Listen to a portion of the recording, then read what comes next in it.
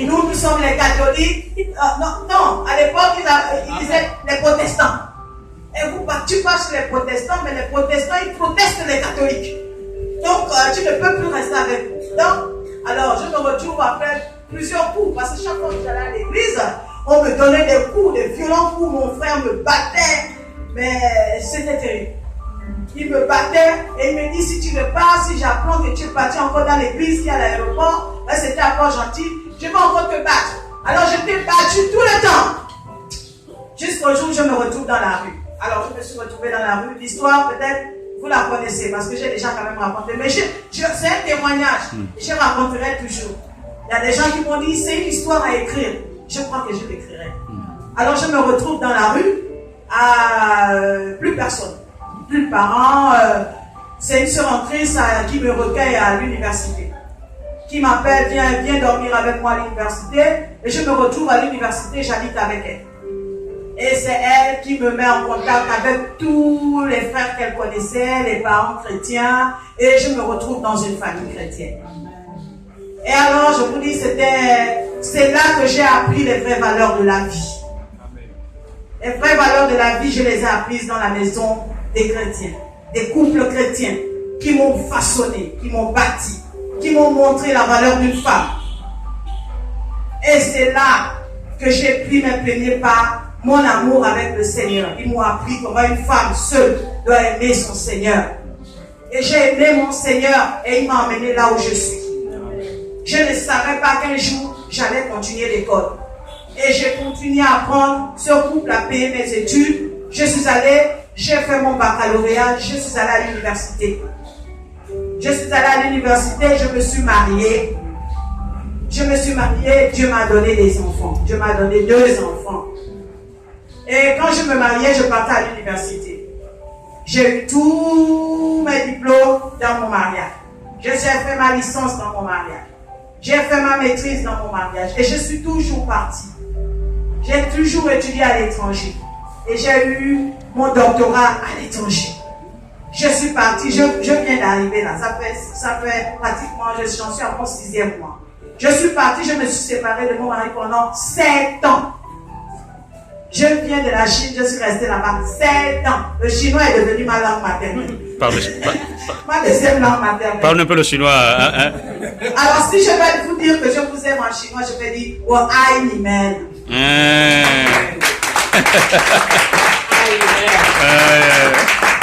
Et si je veux dire merci à Dieu, je veux dire Gansier tout. Gansier Chandi. J'aime beaucoup chanter en mandarin, en chinois. Mais l'histoire est longue, mais pour vous dire que si je suis aujourd'hui, je remercie vraiment le Seigneur de m'avoir pris de la rue et m'a emmené jusque là où je suis. Amen. De m'avoir pris dans la rue où je n'étais rien, je n'avais aucun diplôme, de m'avoir donné un mari, de m'avoir donné des enfants, de faire de moi un docteur. Je ne pouvais pas m'imaginer ça. Yes! Quand je repars en arrière, quand je quittais le Gabon, je ne savais même pas dire bonjour, et je ne connaissais aucun mot en mandarin. Quand je suis arrivé en Chine là-bas, vous savez à quel âge j'arrivais en Chine? J'arrivais en Chine, j'avais 40 ans. J'ai eu mon doctorat. Imaginez-vous l'enfant qui est parti à l'école primaire à 10 ans. J'ai eu mon doctorat à 45 ans. Sure. Donc ça s'appelle PhD dans le système, c'est un système international. Ça s'appelle PhD. Mais chez les anglophones, chez les francophones, on l'appelle doctorat. Mais nous les anglophones, on l'appelle PhD. Right. Donc quand j'ai quitté le Gabon, je ne savais pas que j'allais parler mandarin. Je suis parti, on m'a dit tu vas apprendre le mandarin. J'ai dit moi 40 ans, je vais répondre. Mais j'ai dit Seigneur, Dieu m'a dit une chose, c'est moi qui crée les langues. Amen. Que quand je suis descendu sur la terre, je suis descendu avec les langues. Donc j'ai le mystère des langues. Amen.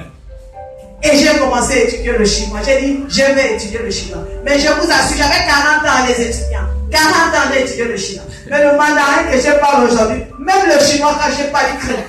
Il dit, pourquoi tu parles avec votre accent comme ça? Je parle avec leur accent. Aujourd'hui, je suis arrivé au Gabon. Ça fait seulement 6 mois. Mais j'enseigne maintenant le mandarin dans les universités. Amen.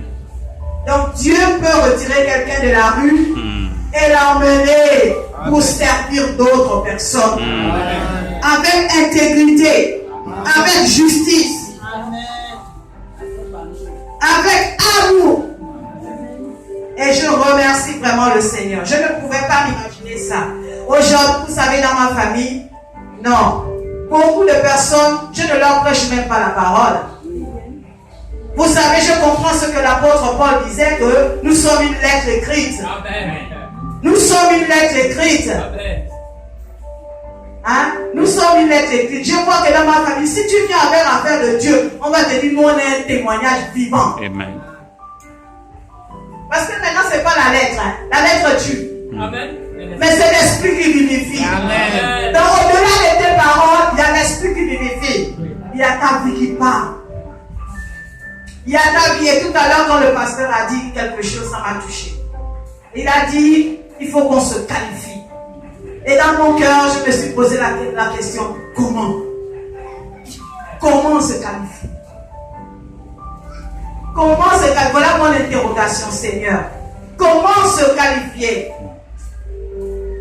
Comment se qualifier? C'est la question de chacun de nous. Se qualifier, il faut des actions, vous savez. La qualification ne vient pas par des mots. La qualification se traduit dans les actes. C'est là que vous êtes qualifiés. Vous, mes parents, tous mes parents qui m'avaient jeté à la porte, je vous assure, depuis que je suis rentré de la Chine, même des gens que j'avais oubliés parce que j'ai des parents qui m'ont fermé leurs portes. J'ai vécu pendant longtemps sans mes parents. Parce que quand je partais, tout le monde, non, tout le monde ne voulait plus me recevoir. Mais je vous dis, je ne vous mens pas, je vous dis la vérité. Jusqu'à l'instant T, à moins qu'on me dise, mais je suis la plus instruite dans ma famille. Jusqu'à maintenant, j'ai une cousine qui m'appelle de France, elle me dit, Christiane, tu nous as battu tout le monde. Tu as appris plus que tout le monde. Toi, l'enfant qu'on a jeté, c'est toi qui as dépassé tout le monde. Donc, depuis que je suis arrivée, tous mes parents m'appellent. Oh, j'ai eu ton numéro de téléphone patel. Tout le monde me salue. Tout le monde sait, quand j'arrive, c'est le respect. Mais vous savez, quand vous honorez Dieu, Dieu va vous honorer. Il n'y a pas. Quand vous honorez Dieu, Dieu va vous honorer. Vous savez, j'ai enseigné en Chine. J'ai enseigné les enfants chinois. Si on m'avait dit ça, il y a 20 ans en arrière, je n'aurais jamais vu ça. J'étais le seul professeur noir à l'université. Ils n'ont jamais eu de professeur noir. Et le jour où mon dossier a atterri là-bas, c'était comment? J'avais fini mon PhD. Je devais rentrer. Mon contrat était fini avec la Chine. Je devais rentrer. Mais ma fille était en terminale. Elle étudiait, elle était en terminale. J'ai dit, Seigneur, ma fille en terminale, je fais comment? Je dois rentrer, je vais la laisser ici seule. C'est une jeune fille, elle a besoin de moi. Parce que je ne lâche pas mes enfants. Mes enfants, je les tiens jusqu'au bout. J'ai dit, ma fille va aller à l'université. Mon espoir, c'était que quand elle va à l'université, je peux la laisser. Mais elle est au lycée. Seigneur, je veux. Et c'était ma prière, je gémissais. Seigneur, ouvre-moi, trouve-moi une porte. En Chine, c'est un pays de règlement. Tu n'as pas les papiers, tu ne restes pas dans leur pays. Là-bas, c'est la loi qui compte. Donc, mon visa était à expiration 2 semaines, mon visa fini. Dans 2 semaines, je dois quitter leur pays. Je dis, Seigneur, je vais faire comment? Ma fille va rester. Et mon fils était en première. Je vous assure. C'est dans la rue comme ça. C'est ma fille qui m'emmène. On partait régler les problèmes de l'école de ma fille. Parce que eux, ils avaient droit au visa. Ils étaient à l'école américaine. Et les Américains payent les visas de leurs élèves.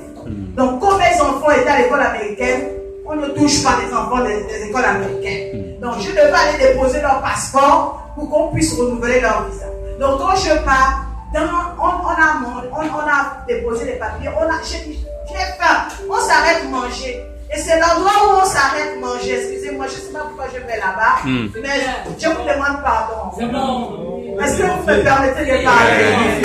Donc, on est en train de manger, on mange. Pendant qu'on mange, il y a une dame qui rentre dans le restaurant dans lequel on mange. C'est une dame, on reconnaît que ce n'est pas une chinoise. Elle rentre, elle nous regarde. Moi, je l'ai déjà aperçu. Ma fille me faisait face. Donc, moi, j'ai vu la dame rentrer. Donc, je suis là, on mange et on parle en français. C'est là que la dame, elle arrive, elle nous entend parler, elle dit, oh, vous parlez français? On dit oui, nous parlons français. Oh, je suis aussi africaine. Elle a vu que nous sommes africaines, mais elle était marocaine. Elle dit, je suis africaine comme vous. Yes. Si vous me voyez clairement, je suis africaine. Yes. Ah oui, parce que dans les pays où C'est vrai. vous êtes obligés, les noirs, vous êtes obligés. Je suis africaine, Yeah. je parle aussi français. Mais ici, tout le monde ne parle qu'anglais. Je viens d'arriver avec mon mari français. Personne ne parle le français. Mais oui, en Chine, personne ne parle le français. En Chine, on ne parle que l'anglais. Donc, si ce n'est pas le mandarin, c'est l'anglais. Tu trouves pas le français? Je dis, tout le monde parle que le français. Donc, je ne connais personne. Je n'ai personne avec qui parler. Vous parlez le français. Venez chez moi. La femme là nous a tiré de l'objet. Ma fille m'a dit, maman, on ne la connaît pas. Ils sont là. Je dis, non, mais ça me fait pitié. Regardez, elle est toute seule. La ville où on habitait seulement, une ville seulement, on est à 9 millions d'habitants. Wow. Une ville seulement, et c'est pas une grande ville, c'est une petite ville. 9 millions d'habitants. Les grandes villes de la Chine, c'est 20 millions. Shit. Donc on est une ville de 9 millions. Donc la femme là, elle ne sait pas avec qui parler. Je dis Coco, je ne la laisse pas, j'appelle ma fille Coco. Je dis non, en fait des compassions jaillissent dans mon cœur. Je dis non, je ne la laisse pas. Elle est seule. Non, mais on ne va pas l'abandonner. Donc elle dit, s'il vous plaît, on mange ensemble. On a mangé. Elle dit, venez chez moi. Ah, ma fille dit, maman, on ne connaît pas quelqu'un. J'ai dit, moi, je pars chez elle. On ne la laisse pas. On est allé jusque chez elle. Elle appelle son mari au téléphone. J'ai rencontré des sœurs, des Africaines comme moi, alors que les Marocains. Yeah, c'est vrai. Les Arabes ne reconnaissent pas les Noirs. Mais là, elle a dit, des frères africains comme moi. Il faut que elle parle le mandarin. Parce que je parlais le mandarin, tout ce qu'elle voulait, je parle. Mais je ne la comprenais pas. Elle parle en français, elle ne peut rien acheter. Donc tout ce qu'elle voulait acheter, je traduis en mandarin. Elle dit non, il faut que tu viennes chez moi. Et alors, on arrive chez elle. Je vous assure que toute la semaine, je ne dormais pas parce que chaque matin, elle m'appelle. Tu peux venir chez moi? Quand je vais chez elle, je cause avec elle. Elle dit à son mari, elle doit venir m'enseigner le mandarin. J'ai commencé à enseigner le mandarin à la fille. Et moi, je lui dis, moi, c'est les derniers instants que je t'enseigne parce que je dois retourner chez moi. Je dois retourner, mon visa va s'expirer. Elle dit, mais c'est pas juste. Je dis, mais c'est ça en Chine, il faut partir. Je vous assure, c'est cette femme-là qui m'appelle le matin. Elle me dit, Christiane, mais écoute, l'université dans une autre ville, puisque son mari est français, et les Français ont toute une plaque sur Internet où ils se parlent, ils mettent des programmes de travail, tous ceux qui veulent travailler. Donc elle lit ça avec son mari. Et son mari lui dit, mais Christiane peut faire ce travail.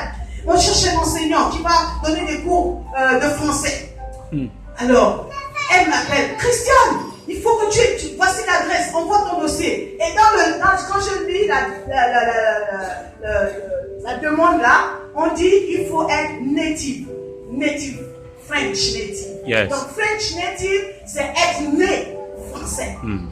Je lui dis, mais moi je ne suis pas française. Moi je suis née gabonaise. Je ne peux pas accepter mon dossier. Mais elle m'accule, elle me dit, envoie ton dossier, ils vont t'accepter. J'ai dit, ah, moi je ne suis pas française. Mais puisqu'elle m'appelait le matin, elle m'appelle. 1 heure après, elle m'appelle. Donc, je ne voulais pas mentir. Je voulais dire que j'ai envoyé. Donc, j'ai dit, Seigneur, je ne veux pas mentir. Comme je ne veux pas mentir, je crois. Parce que si je lui dis que j'ai envoyé, elle ne me lâchait pas. Elle me faisait, envoie ce dossier, envoie le Christian. Alors, je dis, oui, je vais le faire. Mais qu'est-ce que tu attends? Elle me rappelle, tu as envoyé? Je dis non. 1 heure après, tu as envoyé? Je dis non. J'étais obligée d'envoyer pour qu'elle me lâche. Donc j'ai envoyé, je vous assure. Quand elle m'appelle, j'ai envoyé, j'ai dit oui, elle dit ok, je m'accroche, tu vas la voir. Je vous assure, quelques jours, une semaine, à la fin de la semaine, on m'appelle, l'université m'appelle. Vous êtes le docteur tel? Je dis oui. Vous venez de finir votre PhD, oui. Mais l'université, tout le corps enseignant vous accepte. Bienvenue dans votre université.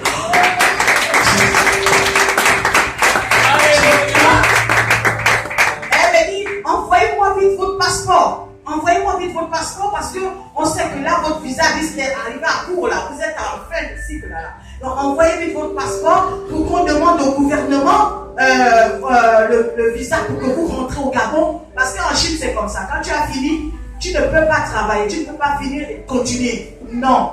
Si tu veux travailler en Chine, c'est le gouvernement chinois qui donne l'autorisation à l'université.